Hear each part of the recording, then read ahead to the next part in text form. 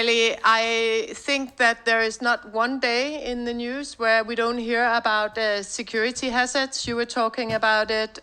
It has been, first you saw a doubling of hacker attacks during the pandemic, and now it has been times 19. I'm sitting in ENISA in the European Commission myself, and this hybrid warfare is really going to us. The latest thing I talked to the defense about is this information wars, where you can split groups in the middle. So you tell one part of the Finnish population one thing and another part of the Finnish population another thing. You can create chaos and... Isn't that social media? And conflicts. Exactly. It's here already. It can be used actually as a tool to change the political environment and to change the discussion completely. So it doesn't even have to be a direct attack. It can just be media-based attack. So please, Ali, tell me a little bit about the future security scene for these data centers. Sure, so in the run-up to COVID, what we were seeing is a general direction of travel of more digitization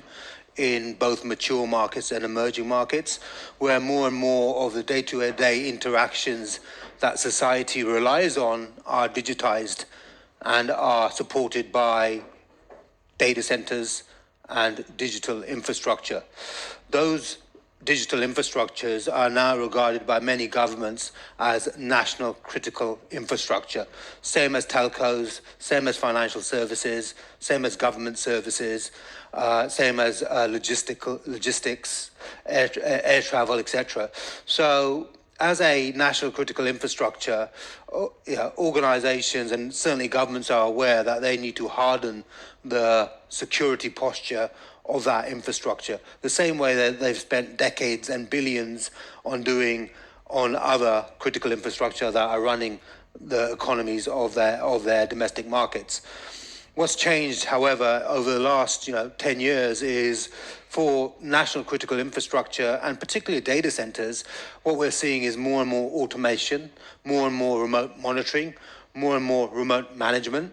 And whilst there's been billions of dollars spent on hardening the physical infrastructure in terms of perimeter access control, in terms of man traps, in terms of access to the actual white space and the shared space within data centers, the cybersecurity aspect of managing the security posture of that infrastructure has been left to the IT cybersecurity team, perhaps, has been in some cases left to the equipment vendors, and in some cases, the data center manager has been also given the security manager role as well.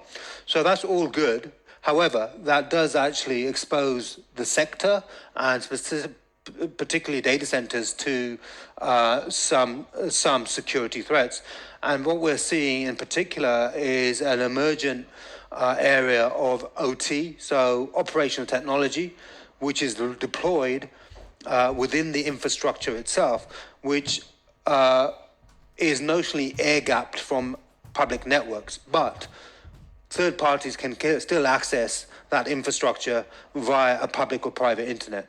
So what we're starting to see is a real focus of organizations of understanding the cyber risk of their digital infrastructure, not just from the IT systems, but also the OT systems that are running that data center. So more and more of our enterprise customers are asking about the cybersecurity programs that are in place of third parties that they are using, and really helping them to understand what the risks are within that infrastructure, not just on the IT side, but also on the operational technology that is running that data center itself. Thank you very much, Ellie. And joining us for this final topic are Bodil Nielsen, you are from Alcatraz AI, and Peter Sund, you are from the Finnish Information Security Cluster. And then all the way from Brussels, we have you, Lieutenant General Hans-Werner Wehrmann from NATO's Critical Undersea Infrastructure Coordination Cell. Welcome. And Hans, thank you so much for joining us here in Helsinki. We are so curious, given that Finland is NATO's latest member. Can you tell us, sort of in a bird perspective, on IT security, both in terms of the physical security and the IT security, cybersecurity?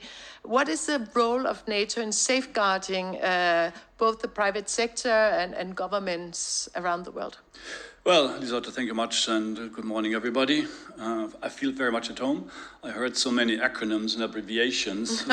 Yeah. Point is, I'll try to avoid them because you're insiders here, and of course, acronyms make communication much more efficient. But I try to avoid the acronyms. Despite the fact that Finland successfully joined, I congratulate you, NATO, on the 4th of April. Talking about IT and cybersecurity, we heard about the hybrid threat that's out there. And the hybrid threat, I think, is characterized by the fact that you do things and it's very difficult to attribute that you have done it. I think that's the very heart of the strategy. And there are spaces where that's more easy to be achieved than others. One is cyberspace. NATO is dealing with cybersecurity for a number of years now. There has been a push, of course, after the Russian occupation of Crimea. There is the cyber defense pledge the nations have signed up to in 2016.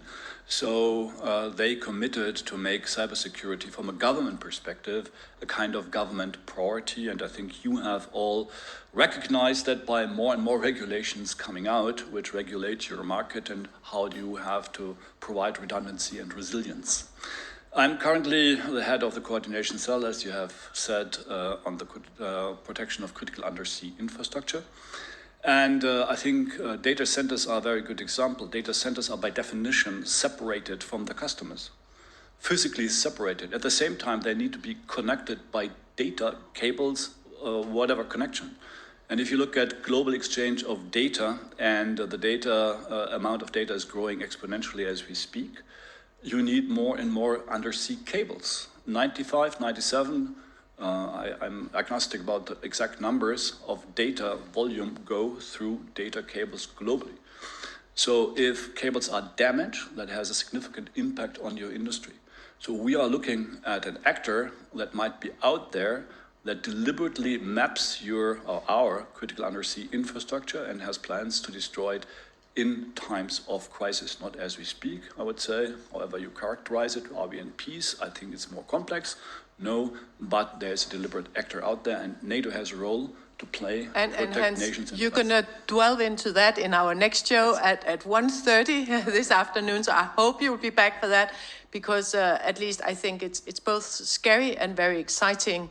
And I think it's still also new territory for data centers to see themselves as really this delivering critical infrastructure. I guess the first time was during the pandemic, where you realized, well, this needs to be up and running. It's in the very bottom of the needs hierarchy of Maslow is internet connection and electricity. Without it, we are stuck. And we saw that, I think, in the first few days of the war in Ukraine, that people cannot communicate, well, they are lost. So, but let's move now to look at the very basic security elements in the data centers. Bodil, we know from the news as well, we have all these deep fake situations, and I actually tried your biomimicry thing, and the first time I tried it, I thought my photo was not taken very well, so I wanted to retake it, but I think that's a very natural thing until you really understand it has nothing to do with that. It's about access, isn't it? Yeah, that's true, and it's different ways of doing it. But I can start to say that Face ID has been part of us since 2010 through smartphones. We use it every day. We use it on our phones or computers, payment. So when we do this exactly. And we smile, that's how then Alcatraz looked at this. How can we take this technology and do it to as simple as open a door? Use the same technology, of course, secure, and our solution then can help and improve the security, make a better end user experience. We have face biometrics, machine learning, tailgating function, and also video at the door.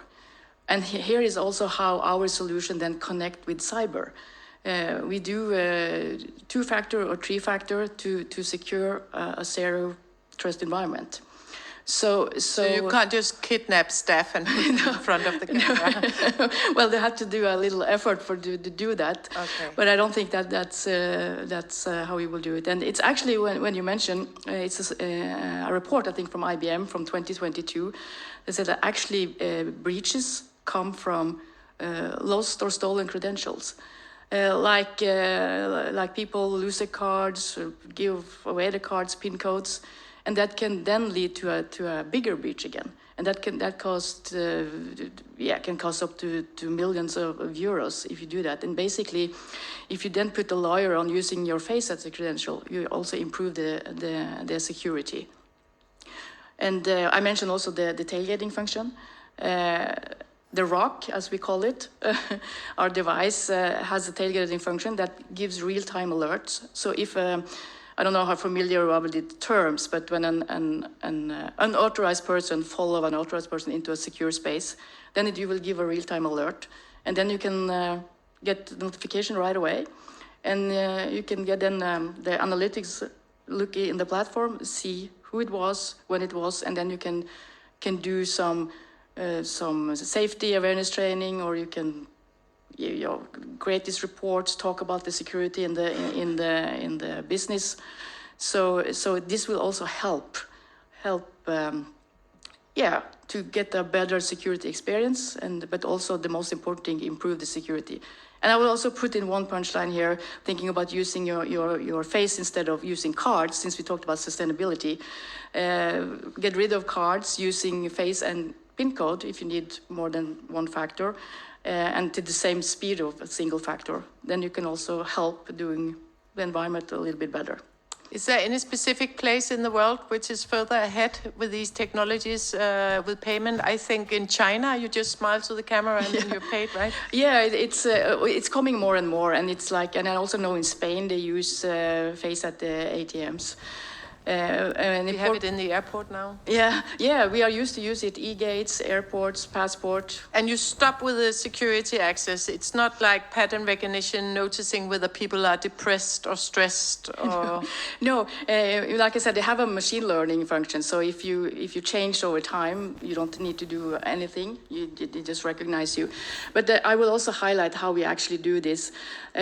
We don't, you mentioned a photo. It's not a photo. That's also why we call it face authentication. It's a biometric template that has making a bubble of your face, and we tie this up to the card number. And it has the highest encryption, AES 256. So it's actually the access control system that opens the door. So we have no PII about you. We have no gender. We don't know who you are. The only thing we have is this bubble of your face. So from a GDPR system, we don't expose any a final futurist remark. We're having all these plastic surgeons and Ozempic now, the Ozempic face, where people are losing 30 kilos. Does it still work? Well, if you have a dramatic from the day to another, but it needs to recognize your face, the pixels of your face. So but if you come with a hat and sunglasses, and then it, of course, for a security perspective, you should not do it. And I will mention to Liz I think we also have a little video about it, the privacy consent management. We have an opt-in policy that everything is transparent. So the users then get a link sent from the employer. You follow the link, consent, store this in DocuSign. And you can try this in the exposition area, because I want to, and thank you, Bodil. Yeah. I want to run on to you, Peter Sund from FISC, because how are you working on securing the infrastructure of Finland? Well, actually, the Finnish Information Security Cluster, we are a industry association, meaning that our members are consisting of organizations, companies who provide cybersecurity for the benefit of others. So we represent the industry. And actually, we do two things. of course, we do the, one could say lobbying. EA, that means essentially advocacy of let's say, the business environment and the market conditions. But more importantly, in relation to your question, we focus on especially the sort of regulative environment and the political decision-making environment for the benefit of improving cybersecurity in Finland. And as Finland, of course, now also as a NATO member state, but as a European Union member state. So we have a very heavy focus on European Union level. 75%. So have your collaborations changed after the NATO membership? Have you invited new perspectives in? Certainly it has. But of course, from our perspective, we may hear something else later on, but from our perspective is that NATO does what the member states do. So we work on the national level, and of course in European Union, because NATO is not a regulatory body, but European Union is, and 75% of the regulation that touches on digital security and cybersecurity nowadays is coming from European Union. So hence, so heavy focus. And then we have this politicization. We have China, the States, and suddenly we stand there a little in between, if you like. It's a specific situation. On top of that, what I hear again is that the owners of the critical infrastructure are these global actors like Microsoft that we saw before. So how do we strike this balance of staying in control and at the same time giving control away, Peter? Well, I would like to say an onion, because really thinking about how security is built, if we take the example of the undersea cables, data cables and so on, there are actors who are really at the center of looking at that issue. And for example, when we had the case of the sabotage of the undersea gas pipe, I got plenty of calls from companies, from the tech industry of Finland asking, is it possible that the undersea cables would be under threat in a similar manner? What should we do? Could we do something, and so on? And to simplify, our response is that this is from a regular company perspective, this is like a bit out of scope, and hence we have the layered approach, we have the onion, and each actor has a particularly suitable role to take care of various aspects from the data all the way to the actual physical infrastructure. So many interesting perspectives, and I'm really looking forward to welcoming you back, Hans, because I know you know a lot about these things at 1:30, and I think our discussion here could go on for a very long time, but time is running up. We have to wrap it up. Eli, thank you very much for supporting me with the four perspectives. You're welcome. Anytime. Of cost, compliancy, sustainability, and security. Let's give the whole panel a big hand of applause.